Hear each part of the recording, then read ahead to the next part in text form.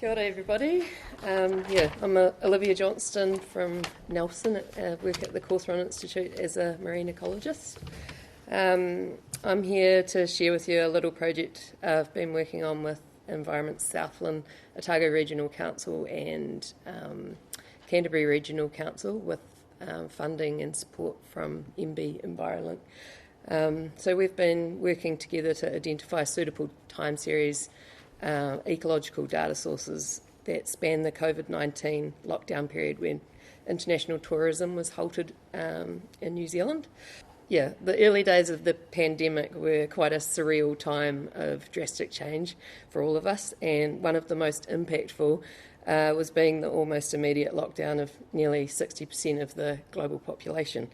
So the movement and activity of over 4 billion people was suddenly reduced or removed altogether. At the time, there were numerous reports of wildlife returning to habitats that they haven't been able to or wanted to access for years, and simply due to the fact that human activity was on pause, and that's how the Anthropause term has been coined. You probably remember seeing quite a few reports on this subject on the news when you were locked up at home. So, for example, there was dolphins returning to the coastal waters of Turkey and mountain goats roaming the streets in Wales, juvenile humpbacks being sighted in Wellington Harbour, and sea lions on the sidewalk in Argentina. And these reports, although anecdotal, were really interesting, and they are partly responsible for initiating quite a large movement in anthropause-related research globally, where positive and negative ecological effects of that reduction in human activity have been and are still being investigated. In New Zealand, we also have a number of questions around the impact of marine tourism in the coastal space, and until now there hasn't actually been an opportunity to study such a long period of human inactivity. So Anthropause, the period, provides an opportunity to look at high-intensity marine tourism areas in New Zealand and test the responses of the natural systems when it's removed or highly reduced. So that's exactly what we're doing in this project, with the working hypothesis being that the reduction in marine tourism activities as a result of the COVID-19 travel restrictions led to a measurable improvement to marine ecology. Just rolls off the tongue. As we first wanted to know if there was enough suitable data to test our hypothesis, we split the project into two stages. And stage one, which I'm presenting here, we identified possible causal variables and ecological data in 5 areas of interest. So Piopiotahi and Rakiura, but also Otago Harbour, Akaroa Harbour and Kaikoura Peninsula. And some examples of the marine tourism activities at the areas of interest were cruise ship activities, dolphin swimming, sightseeing, kayak safaris, sailing tours, fishing charters and charter flights. And some of the ecological effects data that we found was relating to monitoring, like consent monitoring, which included water quality and benthic quality, observation data for marine mammals and seabirds. There's satellite data, tracking data, litter surveys, fisheries catch data. So, yeah, just to name a few. And then examples of causal data, which might represent an effect. We've got data on general vessel traffic density and passenger vessel logs, passenger vessel densities, and even flight logs. So we also are wanting to include other covariates in the analysis which might be influencing the data that aren't at all marine tourism related, such as climate variables. Then once the data was compiled, we then checked it for suitability, and it was considered suitable if it was time series data and that spanned the Anthropause period, and if it had regular sampling frequency, was scientifically robust and was actually available for us to use, like people were willing to share. And then in stage two, which we're working on now. We're testing the hypothesis. In terms of the ecological data sources that we reviewed for just the Southland areas of interest, there was 85 sources for Piapiatahi, and 15 of them had ecological time series that span the Anthropause. And some of these data sources were common with the other areas of interest, such as the Dock Marine Mammal Sighting Database, satellite data, and eBird sightings, litter surveys.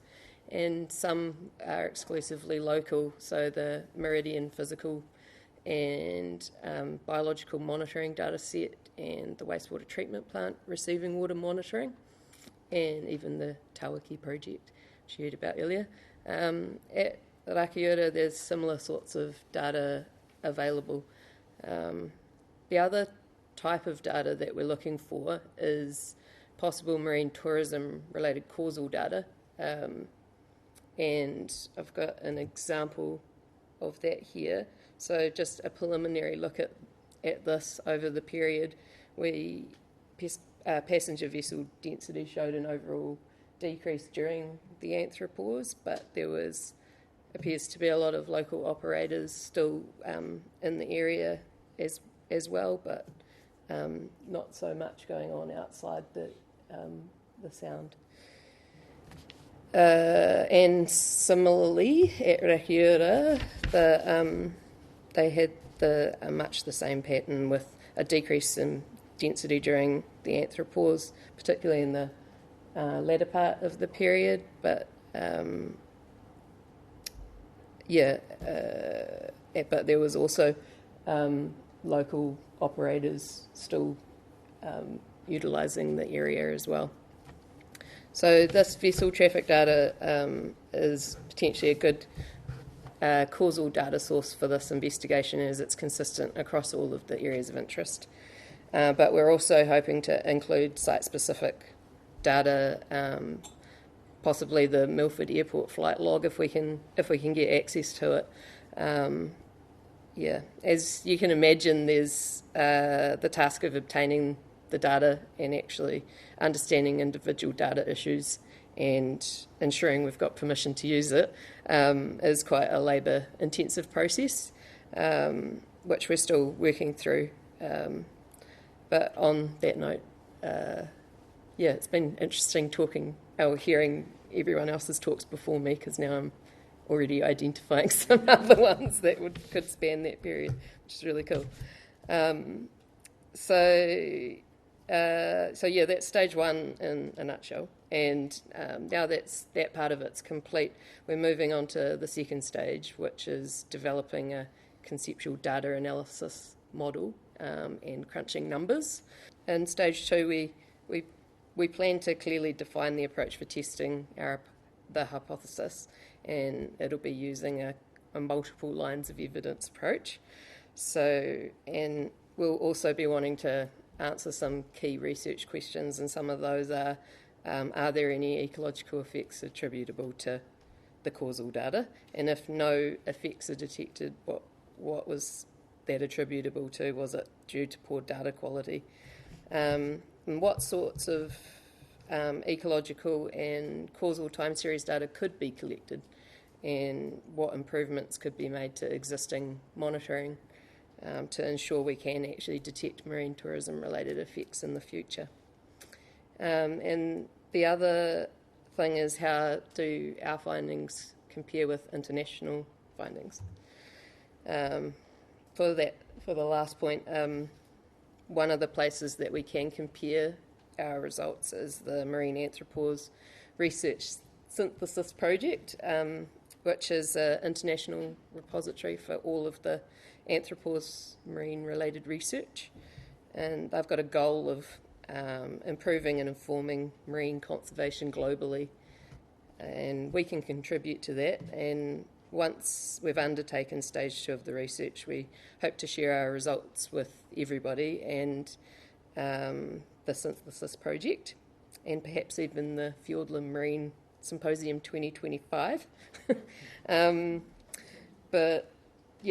So there's not a lot I can say about it yet, but we're working on it. And I want to just say a big thank you to our project funders, MB Envirolink, and the great councils, most notably Environment Southland, and their scientists for helping support the process. And thanks very much for listening.